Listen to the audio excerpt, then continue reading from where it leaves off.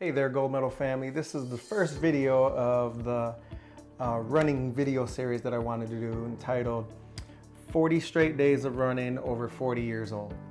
And I'm actually on day 49, but by the time you see this video, it might be around day 50, 51, somewhere around there. I want to try to get these out quick. Keep them really short. This one is going to be a little bit longer because I got a few topics that I want to cover here as far as the intro in the first video, and then going over a little bit of what we're going to be covering in some of the other videos. So let's get right into it. If this is your first time visiting our channel, we want to thank you. We'd appreciate if you hit the subscribe button because we'd love to see you come back again, and go ahead and punch that bell notification that'll let you know when we kick another video out to the tube. Okay, so why did I start running? Well, it was very simple. During all the crazy quarantine stuff and just having to close the business for a couple of months here, and staying at home and just being around you and your kids and your family, your immediate family there were three things to do really. One was watch TV, the other one was eat, and then the third one was sleep.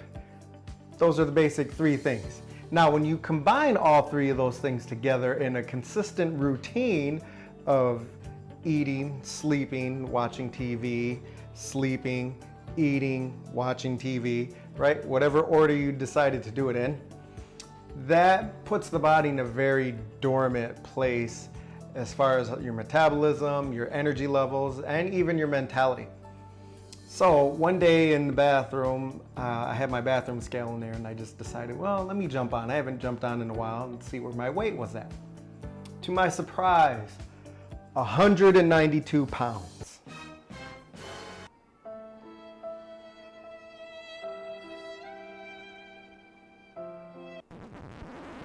So 192 pounds, probably to a lot of people out there, a lot of guys are like, that's not really, I wish I was 192 pounds. But for me, in a small body frame, my walk around heavy weight used to be around 165. So I was almost 30 pounds beyond that, and I felt it. I really did, and I just didn't like that. Plus, I couldn't fit in any of my clothes. So as far as the body frame here, this is how you can check to see if you got a small body frame, a medium body frame, or a large body frame. You take your middle finger and your thumb, and you put it around one of your wrists. If they can overlap, you got a small body frame. Now, and as long as you're not like super trying to squeeze it to force it to overlap, just put them around there, the length of your hand and your fingers. You can see mine overlap a little bit here. All right, you got a small body frame. If you go around and they touch, you got a medium body frame. And if you bring your fingers around and they're not able to touch, then you got a larger body frame. Okay, so you can go ahead and try that out, and that'll let you know what your body frame is like. Because everybody's going to be different, so weight-wise, mentality-wise, percentage ratio, body fat, all those things are going to be different for everybody. So for me, 192 pounds was a whole lot. So I knew I needed to make some changes and do something different. So that was why I just started running. So number two, why did I keep running? No real reason. I just knew that I needed to make it a habit for myself. And one day during one of my runs, which I actually I started running a couple of weeks before I started my continuous running. But one week I ran one day in that week, and then the next week I think I ran 2 days. And then that following week, or a few days after that, when I did my third run, was when I just started running every day after that.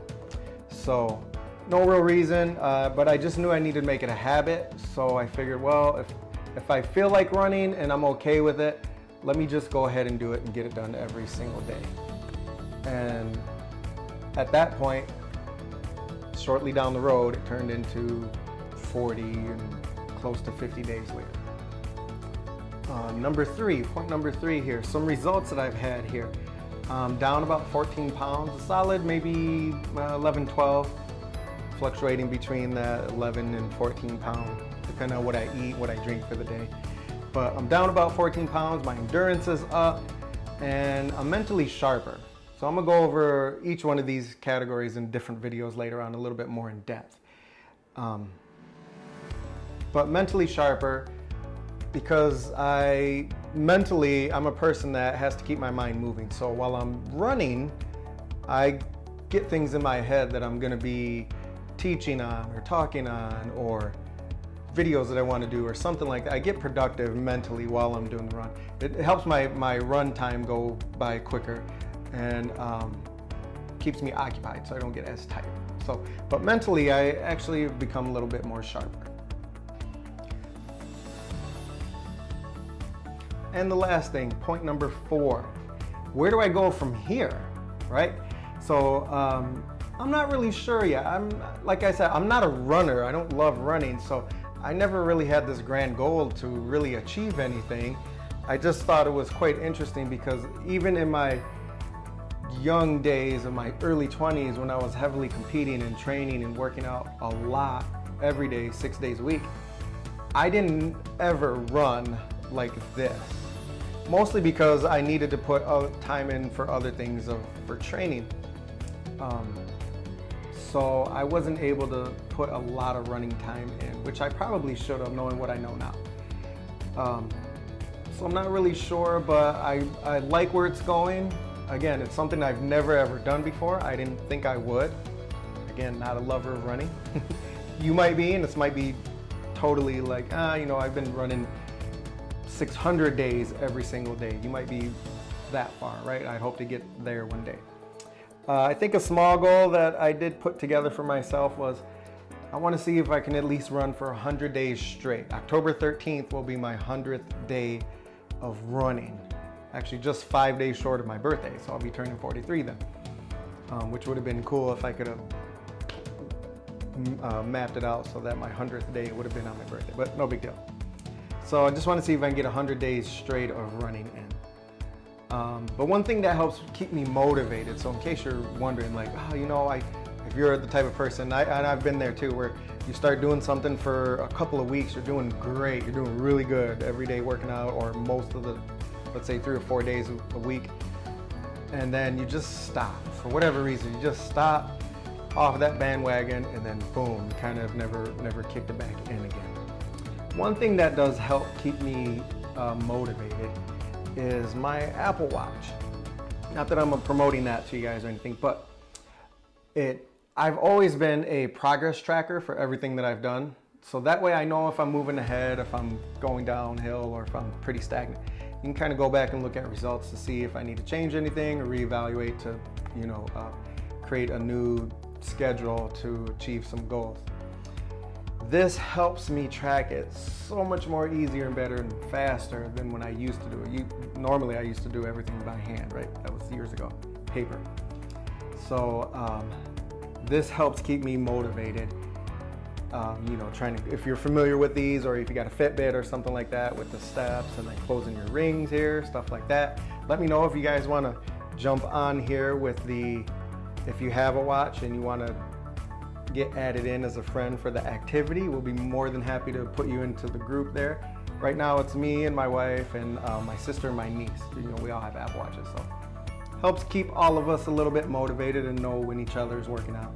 And that's a big part of staying consistent, is having somebody to be accountable to. So if you can find that person, that individual, then yes, be accountable. Get somebody to be accountable and let them hold you accountable.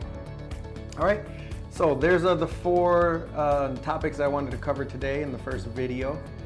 And after this here, I'm gonna show you a real quick clip of my route so you can see how I'll run it. I actually have like 3 different routes now that I run, but it's all pretty much within the same vicinity, just to keep things a little different and change it up. But this will just quick scan through. It's like a 1.5-minute video. Get to kind of see the route. I like it because it's not just straight.